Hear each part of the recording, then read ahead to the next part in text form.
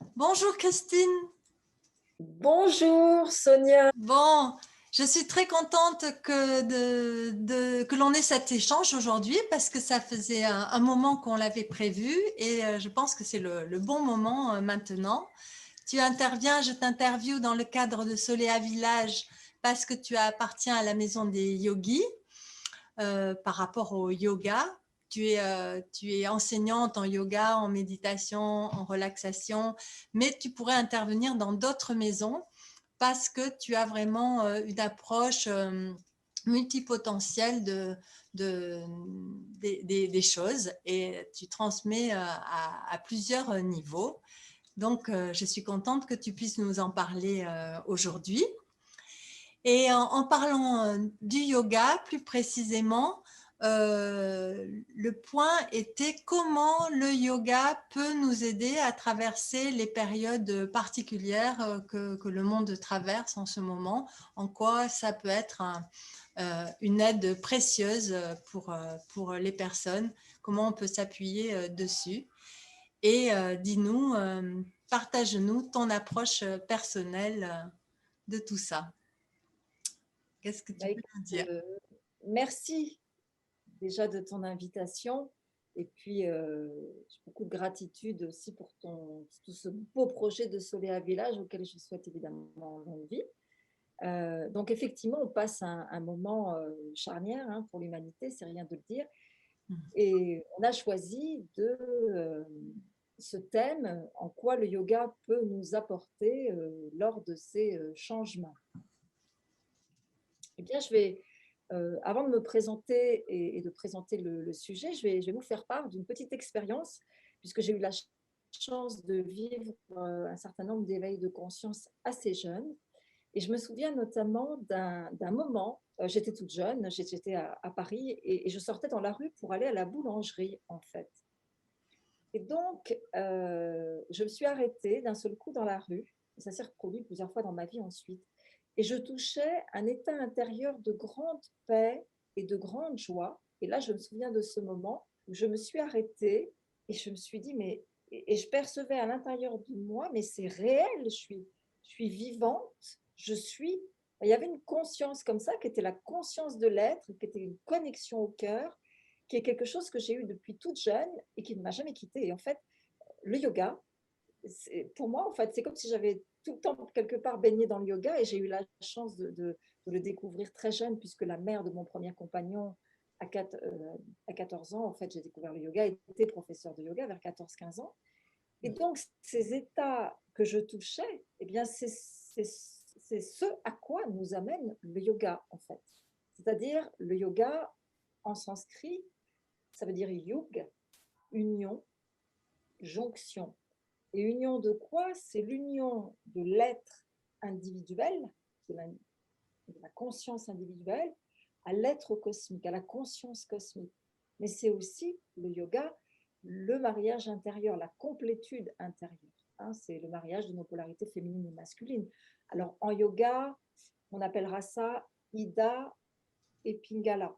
Donc en langage scientifique, Ida serait en rapport avec le système nerveux parasympathique qui ralentit le métabolisme du corps, et Pingala, le côté masculin qui est relié au système nerveux sympathique qui met en mouvement, qui accélère, je dirais, le métabolisme du corps. On a envie d'agir.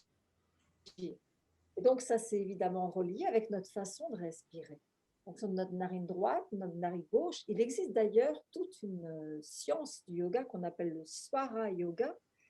Quand on est avec la narine gauche qui respire, on a plutôt envie de se détendre, le métabolisme du corps est ralenti. Quand on respire par la narine gauche, on a plutôt envie d'être dans l'activité. Et on a comme ça, si on est très sensible, en fait, une alternance toute la journée de nos narines. Et c'est comme ça d'ailleurs qu'on peut savoir si on devient malade ou pas, parce que tu pourras regarder dans une heure, regarde la narine qui respire. Pour les auditeurs, regardez quelle est la narine qui respire là maintenant. Si vous êtes très attentive, vous allez vous apercevoir qu'il y a une d'eux. Vous pouvez fermer les yeux. Il y a une de vos deux narines qui respire. Et vous réessayerez dans une heure, parce qu'en fait, on a des cycles d'à peu près 45 minutes. Et puis, on a des moments entre cette alternance d'une narine à l'autre où les deux narines sont en fonctionnement. Et ça, ce sont des états qui sont favorables à la méditation. Voilà. ça s'appelle, hein, c'est véritablement une science qui s'appelle le Svara Yoga. Alors, je commençais là-dessus parce que c'est en quoi le yoga peut nous aider. Ben, le yoga peut nous aider à revenir à l'être, à revenir au cœur, à revenir à la conscience d'être, avancer vers cette complétude intérieure, notre mariage intérieur. Et on va voir aussi comment. Et donc, pour faire court, je vais peut-être dire quelques mots pour me présenter. Je suis effectivement à la base enseignante de yoga. J'enseigne depuis plus de 30 ans et j'ai accompagné des centaines de personnes, beaucoup d'entreprises à Paris, des centaines de personnes dans leur pratique de yoga, dans leur éveil de conscience. Et puis, je suis également énergéticienne en thérapie vibratoire quantique et notamment, j'interviens sur le corps causal, là où sont engrammées les mémoires à l'échelle de toutes nos vies. C'est pour ça que je reçois aussi beaucoup de thérapeutes et d'énergéticiens parce que tout le monde n'intervient pas sur ce corps causal. Et puis, je suis également coach de vie médium et j'accompagne, là j'ai créé une synergie en 4 jours où j'accompagne les êtres à se reconnecter justement à leur être essentiel, à trouver leur mandat d'incarnation, à libérer le transgénérationnel, à guérir l'enfant intérieur.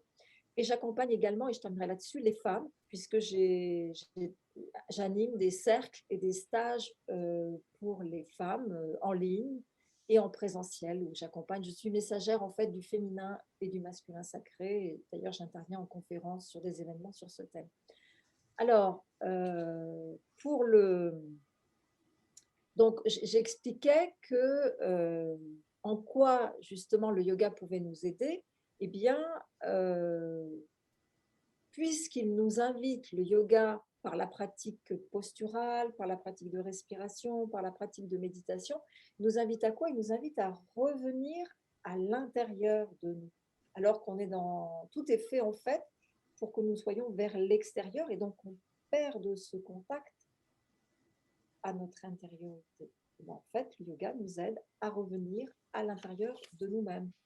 Et donc, si on en arrive au chaos actuel, c'est bien justement parce qu'on a privilégié d'aller à l'extérieur. Et donc, on est en train d'assister en fait à l'écroulement de la civilisation patriarcale, avant laquelle il y avait un matriarcat, et on va passer à une nouvelle civilisation de réconciliation du féminin et du masculin. Mais ça passe aussi à l'intérieur de nous. Et donc, à l'intérieur de nous, donc le but en fait du yoga, ça je tiens vraiment à le préciser pour nos auditeurs parce qu'en Occident souvent il est transmis un peu comme une gymnastique. Le but véritable dans la tradition du yoga, c'est l'atteinte de l'éveil et la réalisation du soi.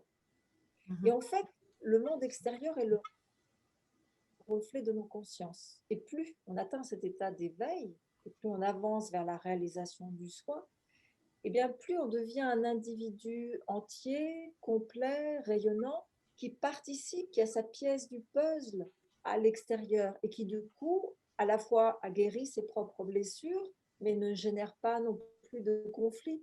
Donc amène la paix, c'est-à-dire qu'à partir de cette paix intérieure que l'on trouve en soi grâce au yoga et à d'autres pratiques, ça permet de générer la paix à l'extérieur.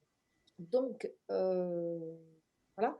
Donc, en fait, la spécificité du yoga, même si à l'heure actuelle, on le classifie beaucoup dans bien-être et dans développement personnel, ça peut l'être à un certain niveau, je dirais, pour certaines personnes qui débutent ce cheminement de conscientisation de soi, de connaissance de soi. Mais dans sa profondeur, le yoga va justement interviendrait plutôt après le chemin de développement personnel. C'est-à-dire que le chemin du développement personnel nous amène à passer d'un ego négatif à un ego positif vers une personnalité intégrée. Et puis le yoga, même si le yoga peut aider à ça aussi, hein, puisqu'on travaille sur le corps, sur les émotions, sur le mental et sur la dimension spirituelle, mais en fait, je dirais que la pratique profonde du yoga intervient plutôt après le travail de développement personnel, même si on peut commencer la pratique de yoga dans un but de développement personnel. Les gens viennent au yoga, ça qui est intéressant, c'est que les gens viennent au yoga, certains vont venir au yoga pour assouplir le corps, d'autres vont venir au yoga pour se déstresser, d'autres vont venir au yoga pour apprendre à maîtriser leurs émotions, d'autres vont venir au yoga parce qu'ils ont déjà cette ouverture de tous horizons et avec toutes sortes de demandes. Et ce qui est formidable, c'est que quelle que soit la demande, il y a comme une espèce, je dirais, d'échelle ou d'escalier d'évolution pour en arriver à la réalisation du soi. Et donc, c'est ça qui est formidable aussi dans le yoga. Et en ce moment, on est à un moment où tous nos repères, en tout cas pour beaucoup de personnes, il y a, là on voit bien ce qu'on est en train de traverser, beaucoup de repères sont en train de s'écrouler. Et tous ces repères qui sont en train de s'écrouler nous invitent à revenir à l'intérieur de nous, et le yoga particulièrement. Donc, de ce regard que nous avions tourné vers l'extérieur, on va le ramener vers l'intérieur. Et en le ramenant vers l'intérieur, on va le ramener vers l'être, et on va asseoir en fait véritablement une vraie confiance, une vraie estime de soi.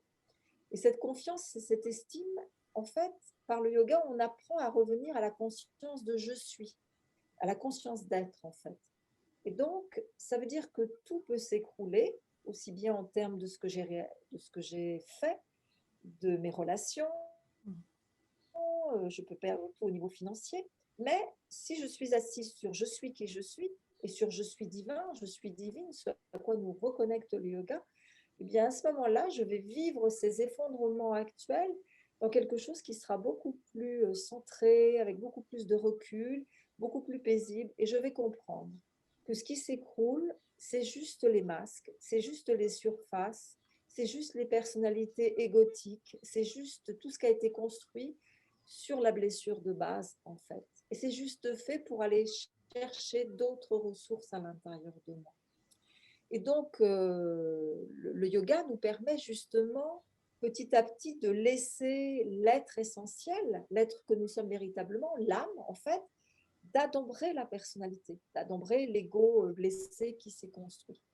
Et donc, de quelle façon? Eh bien, par le travail postural, parce que c'est comment on va revenir à l'être, on va revenir dans le corps et dans le souffle. La première façon de vous reconnecter à l'être, je vais vous inviter à le faire tout de suite. On va fermer les yeux quelques instants.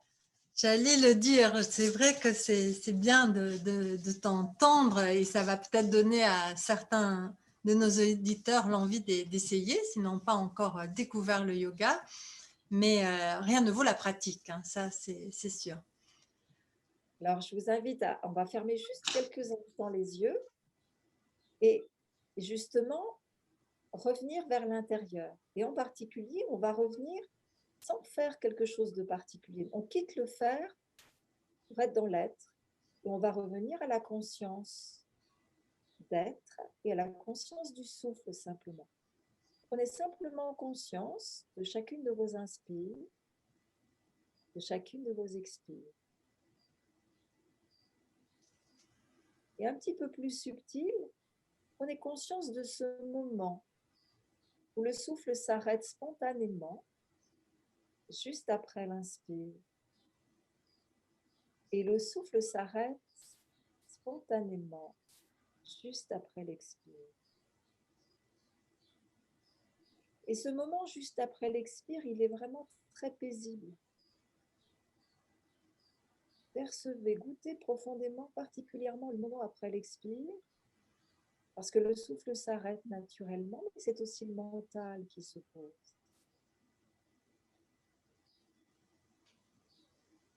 Voilà. On va reprendre ici dans peut-être une plus grande qualité de présence. Merci. Donc, j'étais en train de dire que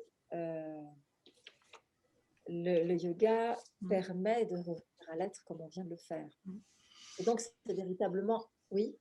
Je disais, je pense que là, ta présentation nous a bien éclairé et que peut-être après, tu peux nous dire comment on peut te rejoindre toi, qu'est-ce que tu proposes à ce niveau-là?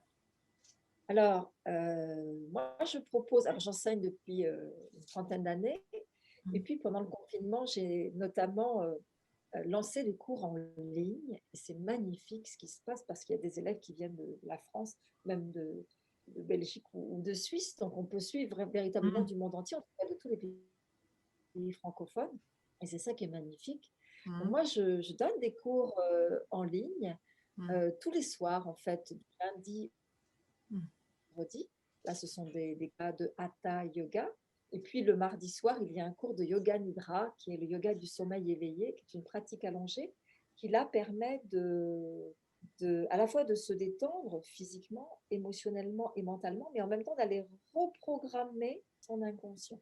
Voilà. Mhm. Et puis, évidemment, j'organise aussi des stages de yoga, des stages intensifs qui sont... Alors, moi, j'ai une de mes spécificités, c'est que j'accueille dans mes cours et dans mes stages aussi bien des personnes qui n'ont jamais fait de yoga, des gens qui débutent complètement, Mhm. et en même temps des initiés, des gens qui ont pratiqué pendant des années de yoga. C'est une de mes spécificités, de pouvoir accueillir dans le même cours, parce qu'en fait, je mets l'accent non pas sur une difficulté posturale, mais je mets l'accent sur cette qualité de présence.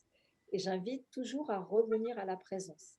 Et par exemple, il va y avoir des moments dans une séance de yoga où je vais partir ailleurs dans le mental. Je vais simplement utiliser ma séance de yoga pour prendre conscience de ces moments où je quitte le présent et je vais revenir dans mon corps et dans mon souffle.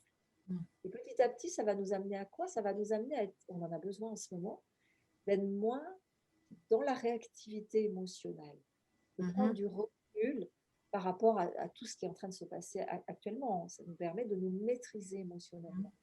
Et le souffle également permet ça.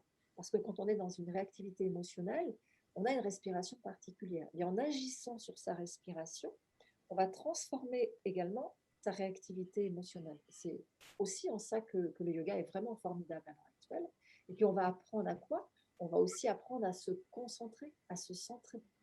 Mhm. Donc à la fois, on va se déstresser quand on arrive de sa journée et on va se centrer intérieurement. On a tendance à partir dans tous les sens, surtout quand on perd un peu les repères, on va apprendre à revenir. Et puis après, pour ceux que ça intéresse, et ça se fait, il y a une espèce de fondu qui se fait, le corps, on va profondément dans le corps, on va profondément dans le souffle, profondément dans la présence. Et puis ensuite, il peut y avoir des états modifiés de conscience, puisque j'enseigne aussi la méditation. Et on apprend, en fait, en retournant la conscience, comme on vient de le faire tout à l'heure, de l'extérieur vers l'intérieur, on va s'apercevoir qu'à l'intérieur de nous, il y a une richesse incroyable, aussi bien dans notre cœur que dans notre conscience. Et donc, voilà, voilà un petit peu ce que je peux dire. Donc, le yoga nous aide aussi comment dire, à apprendre à goûter notre essence profonde. Il vient toucher véritablement les fondements même de notre existence, le yoga. Donc, il vient nous apprendre à nous aimer aussi, à revenir à cet amour de soi. On ne peut pas aimer l'autre si on ne s'aime pas soi, mais ce n'est pas un amour narcissique, même si ça peut l'être au début si on a de grandes blessures. C'est apprendre à se goûter soi-même comme on peut goûter ce qu'on peut goûter autour. Et plus, avec la méditation, plus on va apprendre à goûter ça, cette saveur, ben ça va devenir quelque chose de précieux. Et on n'aura plus besoin de s'éparpiller à l'extérieur. Donc on apprend aussi, à travers la posture, à travers la présence dans la posture, on apprend à épouser le réel, à devenir ce que j'appelle, j'aime bien dire qu'on devient des amoureux du réel. Pourquoi? Parce que, j'aime bien donner cet exemple concret, quand on va commencer à faire une posture, peut-être qu'on n'a jamais fait, il peut y avoir un petit moment d'inconfort. Donc, on peut avoir tendance à vouloir, par exemple, arrêter la posture, alors bouger le corps pour essayer de... Et si on s'immobilise, qu'on accepte de goûter ce petit inconfort qu'il peut y avoir, eh bien, on va s'apercevoir qu'on est en train de goûter, là, notre façon de réagir quand on sort de notre zone de confort, mais en micro-pratique. On en a besoin en ce moment, parce que face à l'extérieur, on sort beaucoup de notre zone de confort.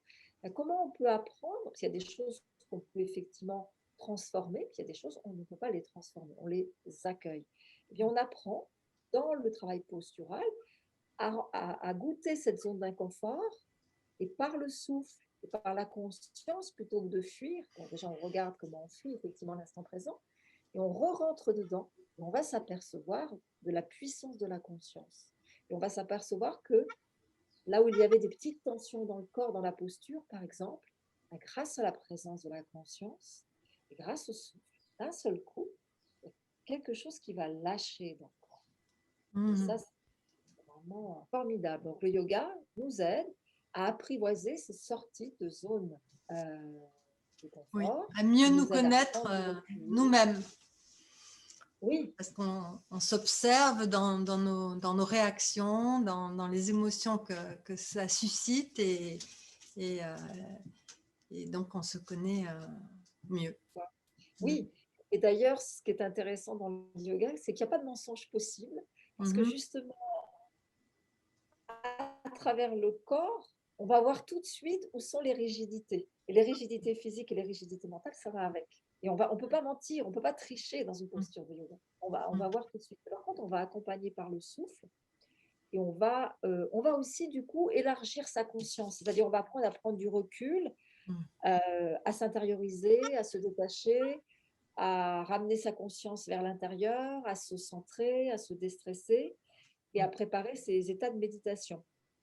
Et donc, le yoga va nous aider aussi à nous connaître, comme tu le dis, mais à nous connaître profondément, vraiment dans la profondeur de qui on est, et puis également à nous connaître en tant que, comme je le disais au début, à nous connaître en tant que je suis, en tant que, et même plus loin que ça, en tant que je suis divin ou je suis divine. C'est vraiment, on reconnecte cette mémoire originelle qu'on a perdue tous. Ça Notre aussi, vraie c'est nature. notre vraie nature. Mm. Voilà. Donc, c'est important de répéter, surtout quand on débute. Hein. Quand on est débutant, c'est important de répéter, parce que qu'est-ce qu'on fait également? Ça crée des circuits neuronaux, parce qu'on apprend à ne pas à être dans la réactivité. Donc, on apprend comment sortir de sa zone de confort, à y rester avec le souffle et la conscience. Et donc, on crée des nouveaux circuits, des nouvelles manières de réagir. Et on apprend à épouser le réel tel qu'il est dans un premier temps, à accueillir ce qu'il y a. Puis après, on regarde, on peut Et transformer, être peut avoir des... davantage en paix, à retrouver plus facilement cet endroit, cet espace de paix intérieure auquel on va pouvoir se connecter de plus en plus souvent ensuite. Ensuite, on peut, une fois qu'on l'a découvert, on peut aller s'y ressourcer un peu à la demande. Oui, oui. On a Et vraiment intérêt à le découvrir, à le faire grandir et à l'habiter davantage dans notre intériorité. C'est ce oui, que... et ce qui est formidable, c'est qu'avec le yoga, on n'a besoin de rien. Mm. On retrouve en fait ce refuge Mm. en soi, on n'a besoin de rien. Mm. Et le dieu du yoga, Mm. c'est Shiva, mais c'est le Shiva androgyne, c'est le Shiva qui a son côté féminin et masculin, qui a sa complétude. Et on dit, il y a une pratique qu'on appelle le So-Am en yoga, qui est en fait le diminutif de Shivo Aham, qui veut dire je suis Shiva. Mais sous-entendu, je suis le dieu du yoga, je suis divin, je suis divine. Mm. Et donc, le yoga nous aide. Shiva, c'est dans la trinité hindoue, dans la tradition du yoga, justement, Shiva, c'est le destructeur. Mais le destructeur de quoi? Le destructeur, en fait, de toutes nos rigidités qui nous empêchent de vivre cette paix, cette présence, cette nature originelle de l'ananda, qu'on appelle Sat Chit Ananda. Sat, c'est l'être, Chit, c'est la conscience. Ananda, c'est cette félicité, c'est cette béatitude. Mm. Et donc, ce que je voulais vous partager aussi, Oui. je Peut-être c'est le voulais... poème parce que tu avais Oui, un poème dont tu m'as parlé et je pense que ça sera bien de pouvoir terminer avec. oui. Alors, il y a... Mm. C'est un texte du Cachemire du XIVe siècle que j'aime beaucoup parce que dans la tradition hindoue, on dit que c'est Shiva et Shakti qui font l'amour et qui créent l'univers. Ce sont les deux grands principes de l'univers qui créent. Et on avance dans cette complétude intérieure. Le yoga nous aide à avancer dans cette complétude. Et plus on va être nombreux à avancer dans cette complétude, plus il y aura la paix sur Terre. Parce qu'en avançant dans sa complétude, on comprend l'autre polarité et du coup, on comprend les autres et on participe qu'il y ait plus de paix sur Terre. Alors, ce magnifique texte, chaque fois que Shiva et Shakti resserrent leur étreinte de l'épaisseur d'un cheveu, quelque part dans l'univers, une galaxie apparaît. Chaque fois qu'ils desserrent leur étreinte d'un cheveu, une nouvelle galaxie est née.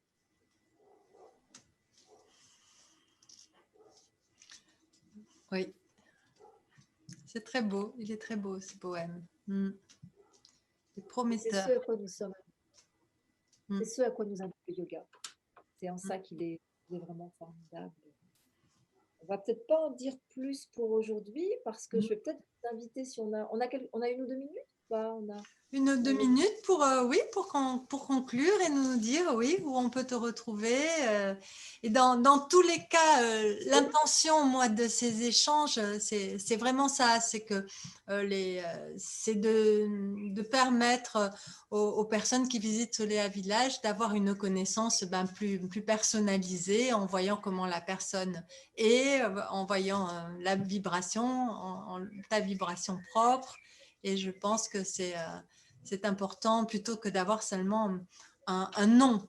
Mais sans que ce soit très long, justement, je trouve que quand même, il y a toujours quelque chose qui passe sur qui tu es, ce que tu peux apporter. Et les gens qui se sentent appelés parce qu'ils sont bien dans ton énergie, eh ben c'est ça, c'est ces rencontres-là que je souhaite faire, enfin, faciliter. Oui, merci Soléa.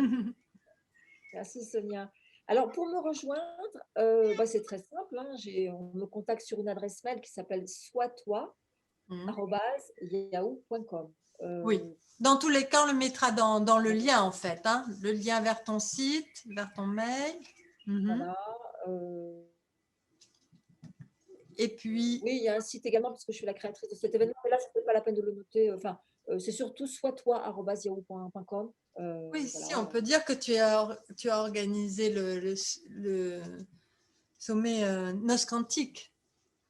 Oui, j'avais organisé les Noces Quantiques, qui est un événement pour aider chacun dans cette complétude, justement. Oui, qui était très… Mais, ce que je fais particulièrement en ce moment, moi, c'est les synergies sur 4 jours. Et Voilà, il y a aussi pour le le moment, c'est yoga. ça. Bon, Ouais. très bien. J'accompagne vraiment, on en a besoin à l'heure actuelle que chacun trouve véritablement sa place qu'il est venu faire, quoi. Et son mandat d'incarnation, ce qu'on appelle sa mission d'âme, et libère tout ce qui est à libérer pour être Et ça, c'est en véritablement. ligne? C'est en ligne? Alors, il y a des séances en coaching individuel qui sont en ligne, mais je reçois, hein. Je reçois aussi sur 4 jours en individuel, en intensif, pour les plus audacieux, hein. Il y a véritablement un avant et un après, Et hein. c'est la C'est vraiment journée entière. C'est la journée entière. 4 jours. Ah, 4 jours d'immersion en fait. 4 jours d'immersion Oui, ce profonde. sera important qu'on comprenne bien en fait. Oui, Ah oui, c'est c'est 4 transformationnel en fait. C'est 4 jours alors, pour amener à une transformation. profonde, libération des mémoires transgénérationnelles, reconnexion au mandat d'incarnation, guérison de l'enfant intérieur dans ses polarités féminines et masculines, ancrage, aider à se structurer. Enfin, c'est très… On change de niveau vibratoire, il faut le dire. C'est vraiment un portail et c'est pour les gens qui sont les plus audacieux. On va enlever plein de mémoires qui nous sclérosent pour Et accéder à cette individuel alors. Individuel. individuelle. Oui, C'est oui. individuel. Voilà. D'accord. Donc, on aura plus d'informations sur ton site ou sur ta page pour ceux qui veulent en savoir plus pour accélérer un peu leur évolution personnelle si c'est quelque chose qu'ils sentent en eux. Tu es là pour les accompagner. Avec joie. Et les femmes aussi, hein, j'accompagne toutes les femmes qui sont en train de se réveiller en ce moment. Euh, J'accompagne, là, c'est aussi bien en Zoom qu'en présentiel, en cercle et en stage. J'ai créé des stages notamment qui s'appellent Divine Femme, sauvage, sensible et sage. Sauvage, la dimension sauvage, instinctive des chakras du bas, sensible, la dimension plexus solaire, cœur, et sage, plutôt qui est relié au chakra du haut, donc sur cette verticalité. Et là, c'est pareil, on va guérir toutes les blessures de femmes et on avance vers cette réalisation de soi en tant que femme. Bon, C'est beau tout ça. Qui se oui. réveille en ce moment. Merci Soléa. Merci. Eh ben, Sonia. merci à toi, Christine, et on va pouvoir en savoir plus et découvrir sur les autres espaces, hein, sites et pages. Il doit y avoir des témoignages des personnes qui te suivent et te connaissent. Tu es suivi par beaucoup de personnes déjà. Donc là, c'est important aussi pour les gens qui découvrent de savoir qu'il peut y avoir qu'il y a certains qui vont pouvoir raconter leur expérience et encourager d'autres à faire de même. Donc, merci Christine. Et puis, ben, à bientôt parce qu'on n'a pas terminé. Nous, sur Soléa Village, bien sûr, on met dans le calendrier, on met à jour. De toute façon, on peut retrouver par thème, par ton nom, par date aussi sur le calendrier de Soléa Village. Alors, je Ben, te dis à merci. très bientôt. Oui, merci Merci à à toi, à toi. toute l'équipe de Coléa, merci aux auditeurs. Oui, merci. Merci à tous.